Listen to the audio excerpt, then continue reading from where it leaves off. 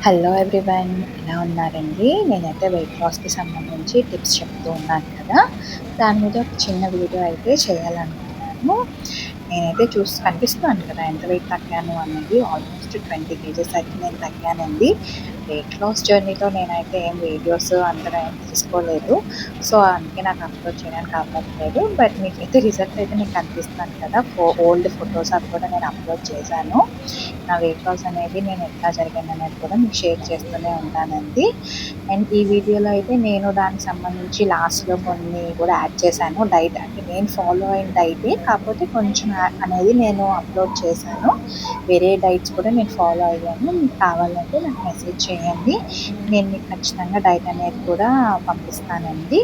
And మీరు only diet చేస్తేనే weight loss అవుతారు అనైతే ఏం లేదండి. డైట్‌తో పాటు మనం వర్కౌట్ కూడా చేయాలి. మీకు కుదిరిన టైంలో ఒక 30 మినిట్స్ టు 1 అవర్ వరకు వర్కౌట్ చేసుకొని, రిమైనింగ్ డేలో డైట్ చేసుకుంటా ఉంటే మీకు రిజల్ట్స్ అనేవి మీకు ఖచ్చితంగా కనిపిస్తాయండి. కొంతమంది ఇలాగా ఫాస్టింగ్స్ అని లేదా వన్ టైమ్ మీల్ అని అట్లా చేస్తూ ఉంటారు. అలా చేయటం అయితే అసలు కరెక్ట్ కాదండి. మన బాడీకి అనేది ఒక బ్యాలెన్స్‌డ్ మీల్ అయితే మనం ఇవ్వాలి. ఖచ్చితంగా మనము బ్రేక్‌ఫాస్ట్ అనేది తినాలి, లంచ్ అనేది తినాలి అండ్ డిన్నర్ అనేది తినాలి. దాన్ని మనం టైమ్ టు టైమ్ అనేది కరెక్ట్‌గా తీసుకొని, ఒక బ్యాలెన్స్‌డ్‌గా తీసుకుంటే మాత్రం ఖచ్చితంగా మీకు రిజల్ట్ అనేది కనిపిస్తుందండి. మనకి విటమిన్స్ కానీ, ప్రోటీన్స్ కానీ, ఫైబర్ కానీ, కార్బోహైడ్రేట్స్ కానీ కూడా కరెక్ట్‌గా వెళ్ళాలండి బాడీకనేది.